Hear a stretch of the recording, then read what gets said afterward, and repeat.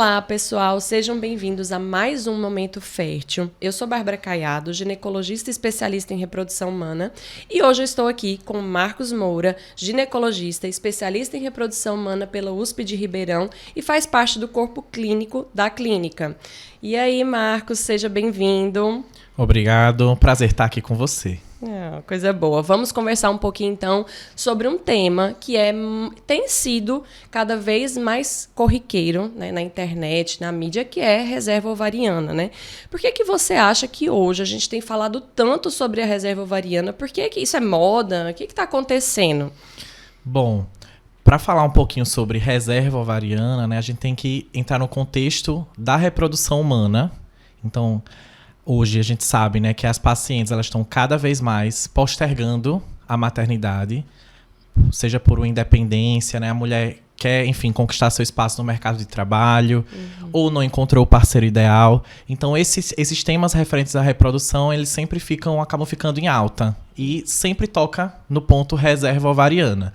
Então, a gente sabe que, na verdade, essa paciente ela tem um estoque de óvulos, que é justamente o que seria a reserva ovariana. Então, esse estoque, esse número de óvulos, as mulheres nascem com esse número e, a partir de então, esse número ele só cai com o passar dos anos. Não existe uma forma de repor esse estoque de óvulos e nem de melhorar, porque a mulher ela não produz naturalmente, diferentemente do homem. Ela não produz, não renova esse estoque. Ela já nasce com aquela quantidade determinada, né, de óvulos. Exatamente. Então, é como se a mulher tivesse um prazo de validade, entre aspas, da fertilidade, né? Exatamente. E isso tem sido cada vez mais abordado nas mídias sociais, né? Sempre tem uma atriz que está em alta falando sobre isso, sobre dificuldade de gravidez, e isso toca um pouco na questão da reserva ovariana. Então, só para você ter uma noção de como isso é dramático, vamos dizer assim. Então, na vida intrauterina, a gente já tem esse estoque. No caso, as mulheres, elas vão ter esse estoque. Então, em torno de 5, 7, 8 milhões de óvulos, né, de folículos intrauterino. Quando essa bebê nasce, então, na recém-nascida, esse número ele já cai para cerca de 1 milhão. E isso vai caindo mesmo na infância. Então, a paciente, ela sequer está ovulando, mas com o passar dos anos, esse estoque ele vai sendo consumido, vamos dizer assim, ele vai sendo gasto, ele vai sendo reduzido, de forma que na puberdade, quando essa paciente entra na puberdade, ela só tem cerca de 300 a 400 mil. Mas aí você vai me perguntar, ela vai ter então 300 a 400 mil ovulações? Não, porque cada mês é recrutado cerca de 1.000 desses folículos para apenas um ovular. Então, esse número fica realmente bem justo, a conta justa, e isso vai culminar no final da vida reprodutiva, que é com a menopausa, que é a falência realmente de todos esses folículos, desse estoque. E puxando um pouquinho o que você falou, que algumas pacientes até perguntam, é a questão de, tudo bem, então eu vou bloquear minha menstruação, vou engravidar, vou usar algum método anticoncepcional, então, em tese, eu não vou estar matando aí 1.000 folículos por ciclo, né? E a gente sabe que isso não é verdade, né? Por mais que a mulher, ela bloqueie a menstruação por algum motivo, ou por uma gestação, ou por usar algum método, o envelhecimento desses óvulos e a perda desses óvulos, ela continua acontecendo, né? Por mais que a menstruação não aconteça, né?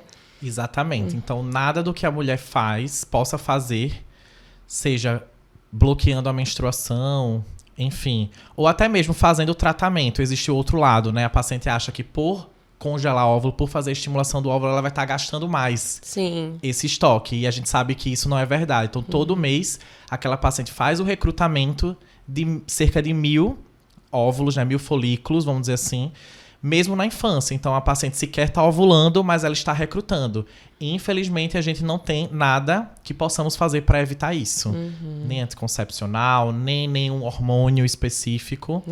E, assim, esse tema, ele também está mais em alta porque a mulher, antigamente, ela era criada para ser mãe, né? Ela já nascia com esse propósito. Hoje, a mulher ela tem o desejo de ter filhos, mas não é o único desejo da sua vida. Então, hoje, a mulher ela se inseriu no mercado de trabalho, ela tem outros planos, outros sonhos. Então, realmente, o que a gente vê no consultório é esse desejo da maternidade sendo postergado.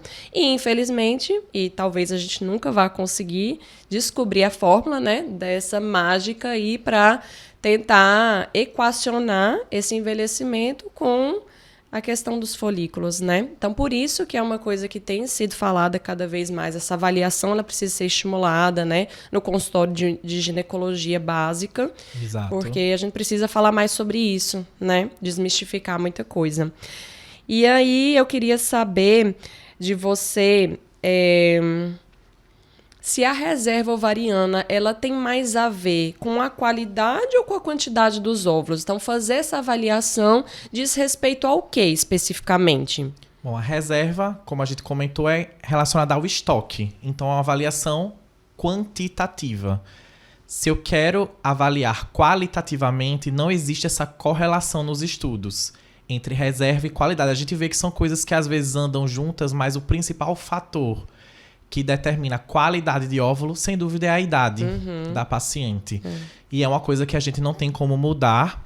Talvez a gente parando, entre aspas, o tempo com o congelamento dos óvulos, que é uma coisa que a gente tem se falado também bastante. Talvez a gente consiga parar naquele momento, né, fazer uma preservação com aquele óvulo naquela idade para talvez ser usado depois. Isso é um ponto que a gente pode até comentar mais. Mas do ponto de vista de... O que a reserva quer falar é relacionada simplesmente ao número. Como se a gente tirasse uma foto daquele momento, né? Exatamente. Aquele momento da reserva folicular daquela mulher. Isso. Né? Então, quando eu vou avaliar a reserva, que tem algumas formas, a gente pode até falar, algumas formas de avaliar essa reserva. Se você quiser, já pode ir. Pode ser. A gente tá tirando uma foto daquele momento. Então, as principais formas que a gente tem de avaliação de reserva ovariana hoje são através da contagem de folículos antrais, que é uma contagem que a gente faz com o exame de ultrassonografia transvaginal, normalmente. Então, a gente faz... No início do ciclo, No início do ciclo menstrual, exatamente. Quando aqueles folículos eles vão estar pequenos, seria o momento ideal para a gente fazer essa contagem. E aí a gente consegue quantificar o número. Lógico que não são todos aqueles folículos que vão crescer. Então, normalmente, num ciclo menstrual, vai crescer somente um folículo. Mas através dessa correlação do número de folículos que estão ali visíveis no ultrassom, a gente consegue estimar o estoque da paciente. E é uma forma de medir bastante, que se correlaciona bastante com o hormônio antimileriano, que é o hormônio da moda, né? Esse exame que muitas vezes vem sendo distorcida a sua indicação na prática, mas ele é bem... ele se correlaciona bem com esse exame, que é o antimileriano, que diferente da contagem de folículos, que é uma forma operador dependente. Então, eu preciso de alguém olhando e contando e de uma máquina, né, também adequada. O antimileriano não. Ele independe também do momento do ciclo menstrual. Então, ele pode ser coletado em qualquer momento, diferente da contagem, que o ideal é que ela seja feita no começo. E é um número... não é uma coisa que é operadora dependente. Então, é um valor X que vai aparecer lá como resultado. Porém, se eu tenho uma máquina boa e um operador experiente, então eles se correlacionam bem um com o outro. E eles simplesmente vão dizer o número, né, o estoque. A gente tem muitos trabalhos mostrando em gráficos o que o valor do antimileriano e o que o valor representa em relação à quantidade de folículos, né? Então, a gente consegue colocar numa tabela se aquela quantidade é compatível com a idade daquela mulher, está dentro do esperado, né? E aí a gente consegue dar a resposta para a mulher naquele momento, né? Se a reserva dela está ok, está compatível com a idade, ou se a gente já precisa pensar em alguma estratégia. E aí, eu queria aproveitar esse gancho e já te jogar a pergunta, né? Pode ter alguns especialistas aqui, ginecologistas escutando a gente, pacientes. Ai, meu Deus, vou pedir para o meu ginecologista solicitar, então, meus exames para ver a minha reserva. Em quais casos você indicaria realizar essa avaliação numa paciente jovem, numa mulher que ainda não tem filhos Enfim, quando é que a gente pode fazer essa avaliação? Bom, como você falou, é uma foto, né? Então, isso é uma coisa que é bem importante, só pra gente pontuar, que uma vez que eu tenho a avaliação desse exame hoje, não significa que daqui a um ano vai estar tudo bem. Então, a reserva ela pode cair drasticamente em 1 ano, 2 anos, por exemplo. Principalmente se a mulher tem alguma doença, né? Exatamente. Então, por exemplo, pacientes com endometriose, especialmente pacientes com endometriomas ovarianos, ou pacientes que vão ter um câncer e vão ser submetidas a uma quimioterapia que é gonadotóxica, então vai destruir aquele parênquima, aquele tecido ovariano e, consequentemente, vai reduzir a reserva drasticamente. Muitas vezes a paciente pode até entrar em menopausa mesmo. Sim. Então, pacientes que tem alguma programação cirúrgica de abordagem ovariana, então algum tumor ovariano, até mesmo benigno, que a gente vez ou outra vê um cisto maior, ou um teratoma, que é um tumor benigno relativamente frequente. Então, ela tem alguma programação cirúrgica. Então, talvez uma estratégia interessante, obviamente, seria passar com o médico que tem esse entendimento de reprodução, que se preocupa com o futuro reprodutivo, principalmente se a paciente já não tem, obviamente, prole definida, para talvez considerar a reserva ovariana e talvez pensar num congelamento antes de fazer essa intervenção. No consultório, a gente fala muito em congressos também em fazer essa avaliação antes de pensar num método de longa duração também, né?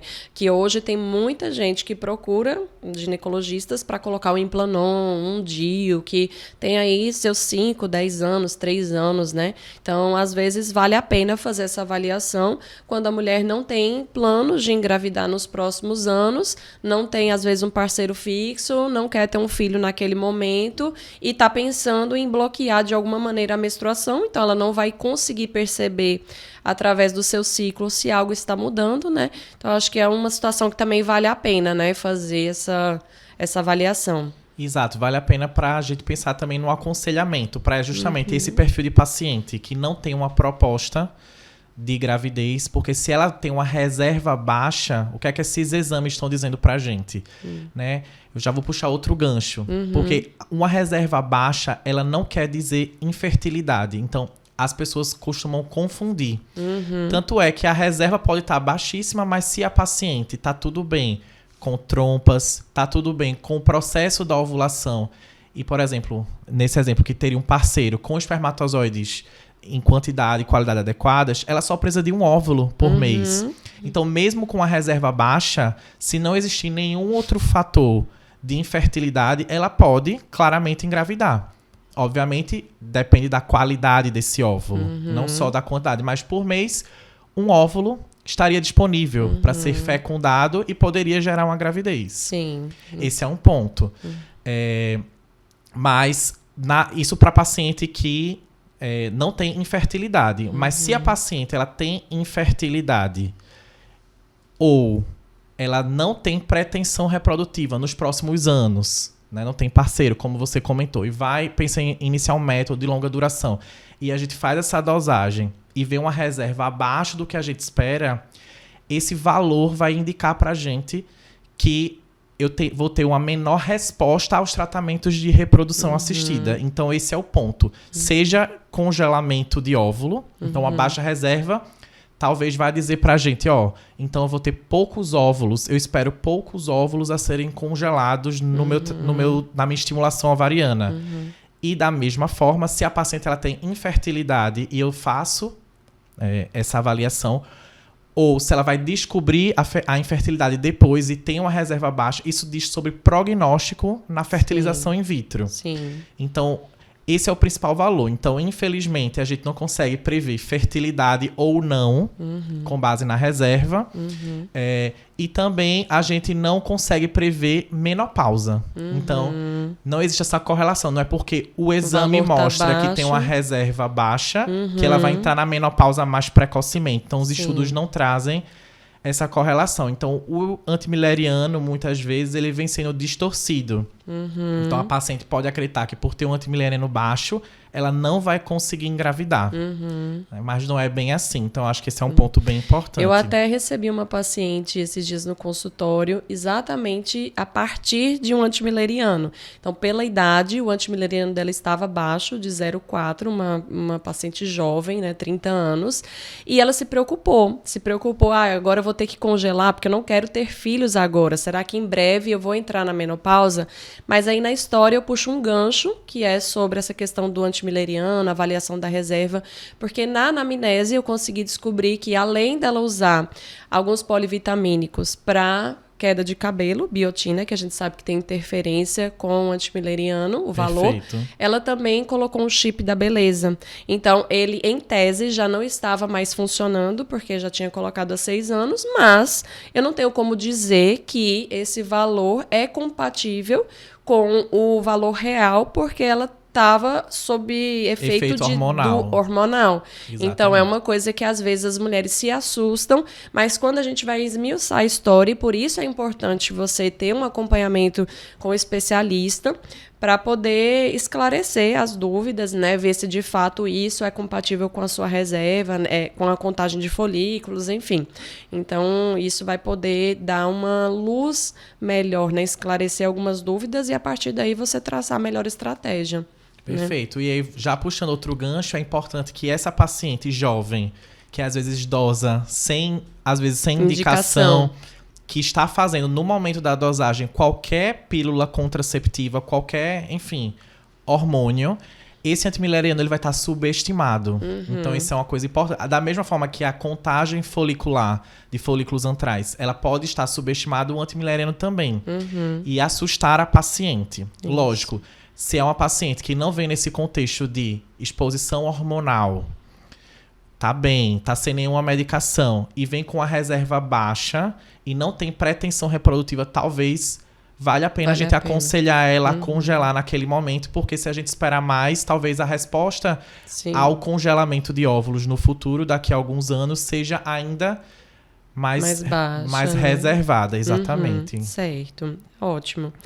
E uma grande dúvida, né, que você até já colocou aí algumas vezes, mas eu queria que você explicasse melhor sobre isso. Hoje a gente tem como aumentar a nossa reserva ovariana? Infelizmente não, né? Se a gente conseguisse encontrar o segredo para aumentar a reserva, né, acho que o futuro da medicina reprodutiva ia mudar completamente. É verdade. Então, para algumas pacientes que a reserva ovariana, ela realmente está depletada. Então, às vezes, a gente vê pacientes realmente em falência ovariana ou perimenopausa, chegando, querendo engravidar. E, na maioria das vezes, o tratamento que pode ser oferecido para ela conseguir a gravidez, e aí alcançar a maternidade, é a própria ovodoação. Ou a recepção de embriões. Então, porque como esse tempo passou e essa reserva se esgotou ou está próxima de se esgotar, o que restaria seria o óvulo de uma paciente mais jovem. Porque, infelizmente, a gente não tem nenhum tratamento que consiga reverter esse processo natural, que é um processo natural da fisiologia feminina. Provavelmente nunca vai ser descoberto, né? Acho que o congelamento está aí para tentar barrar isso, né? Esse envelhecimento, como você falou, né? Estacionar esse envelhecimento dos óvulos e a gente poder, no futuro, decidir sobre essa vida reprodutiva, né? Exato. Certo. E aí, se eu descubro que a minha reserva está baixa, eu preciso entrar em pânico, Marcos? O que eu faço? Fiz uma avaliação agora, não tenho filhos e minha reserva está muito baixa. O que você me aconselharia? Primeiro passo é procurar um especialista em reprodução, né? Um ginecologista ou um especialista em reprodução assistida que realmente vai fazer todo o aconselhamento e o planejamento reprodutivo que se enquadra para você. Então, se você não tem filhos e sua reserva, por algum motivo você dosou, está baixa, afastando outros fatores que podem falsear, né? Você não está usando concepcional, nem algum polivitamínico que tem alguma vitamina que interfira. Então, o próximo passo é programar esse planejamento de fato. Então, se você não tem filhos e não planeja ter em breve, talvez o congelamento o quanto antes se aplique para você. Porque se a gente está diante de uma reserva já diminuída, o que a gente espera é que venham talvez poucos óvulos. Então, se a gente espera mais tempo, o prognóstico vai ficando cada vez mais A gente vai precisar reduzido. de mais óvulos para no final conseguir um embrião. Exatamente. Né? Então, eu tenho que fazer, às vezes, muitas vezes, mais de um procedimento, né? Mais de um ciclo de estimulação ovariana para congelamento. Mas, se existe uma reserva baixa que você fez por algum motivo e já tem um parceiro e quer liberar, óbvio, se não existe nenhum outro fator, então talvez a recomendação fosse liberar o quanto antes, libere agora, porque apesar da reserva baixa agora, como se você falou, está ovulando, não quer dizer que exatamente, não quer é dizer que é infertilidade. Então, talvez liberando agora, a gente descubra, quem sabe, uma infertilidade por outro motivo. E aí sim a gente não perderia tempo nessa investigação e na intervenção mais adequada. Sim, ótimo. E aí, pegando o gancho para a gente entrar no final do nosso podcast, eu queria falar um pouquinho com você sobre o congelamento, já que você citou isso agora, né? Isso como possibilidade. Você acha, Marcos, que congelamento de óvulos virou moda ou realmente é uma possibilidade para as mulheres pensarem sobre seu futuro reprodutivo, né? O que você pensa sobre isso? Eu acho que o congelamento é uma ferramenta muito importante para pensar em futuro reprodutivo no nosso contexto atual, enquanto sociedade. Né? Então, eu acho que não é moda, eu acho que é uma ferramenta super importante. A gente sabe que não é garantia nem de bebê em casa no futuro, infelizmente, mas é uma forma que dá uma chance muito maior do que se a gente fosse esperar, enfim, o momento ideal, às vezes por volta dos 39, 40 anos. Porque além da reserva estar diminuída, a gente tem que falar também da qualidade dos óvulos. Que isso anda junto com a diminuição, porém, sem dúvidas, é o mais importante. Lógico, o número também é importante. Mas também eu ter um número aumentado de óvulos de qualidade reduzida, a gente não vai ter o sucesso que a gente também deseja. Então, não acho que é moda, eu acho que é uma coisa muito, muito, uma ferramenta muito importante para a mulher hoje em dia, que não tem esse desejo. E as técnicas, elas melhoraram muito, né? Então, hoje o congelamento de óvulos é muito diferente, é muito mais seguro, a gente tem muito menos taxa de perdas, né, no descongelamento. Então, realmente é uma possibilidade real, porque a vida ela é muito cíclica, né? Eu posso não querer ter filhos agora, não ter encontrado alguém que vale a pena realizar esse sonho, enfim, N motivos, mas eu posso mudar de ideia daqui 5, 10 anos e deve ser muito triste você mudar de ideia numa fase da vida que você já não consiga fazer muito por isso, né, do ponto de vista biológico. Então, é uma possibilidade real, né? Verdade. E o momento ideal para fazer esse congelamento, né? Muita gente se pergunta, né, qual o momento ideal? Se a gente congela esses óvulos muito precocemente, a chance de não usá-los no futuro é consideravelmente alta. Lógico, às vezes a paciente, como você fala, muda a vida. Então, às vezes, esses óvulos que ela congelou mais jovem, talvez ela use para o segundo ou para o terceiro filho. Ótimo. Mas congelar muito precocemente aumenta esse risco. Né? Então, talvez o momento ideal entre 30 e 35 anos, quando a gente tem uma reserva ainda que não despencou, porque a gente sabe que esse 35 anos não é à toa. Quando a gente vai avaliar o gráfico da reserva ovariana ao longo da idade, após os 35 é um desfiladeiro, né? A reserva ela cai abruptamente, normalmente. Então, entre 30 e 35 anos, talvez fosse o momento ideal porque existe uma chance alta dessa paciente precisar desses óvulos, talvez não para o primeiro, mas para o segundo, terceiro filho, quem sabe. E ela ainda vai ter uma reserva considerada boa. Então, as chances vão ser ótimas. E uma qualidade também excelente. Certo. Então, vamos fechar agora o nosso podcast com alguma dica, né? Se você pudesse dar um conselho hoje para toda mulher que ainda não pensou em reserva ovariana, qual conselho você daria? Se você é uma mulher que tem 30 anos ou mais e não pensou ainda no seu futuro reprodutivo, pense, reflita e uma vez identificando que é um desejo a maternidade, procure o especialista em reprodução humana, porque esse aconselhamento vai ser fundamental, quem sabe, e isso pode mudar, né, o seu futuro. Então eu acho que essa seria a principal dica. Obrigada, Marcos. Queria agradecer sua presença aqui hoje. Diga pra gente qual é o seu Instagram, se alguém quiser entrar, tiver interesse em marcar uma consulta. Você pode entrar nos links do dr.marcos, Marcos com U, .moura, ou diretamente no Instagram da clínica Arte Fértil, que é Arte Fértil Reprodução Humana. Maravilha. E para quem quiser, o meu Instagram é barbara.caiado. Eu também coloco algumas informações lá sobre reprodução, obstetrícia. Agradeço mais uma vez a sua presença. Eu que agradeço. Até o próximo Momento Fértil.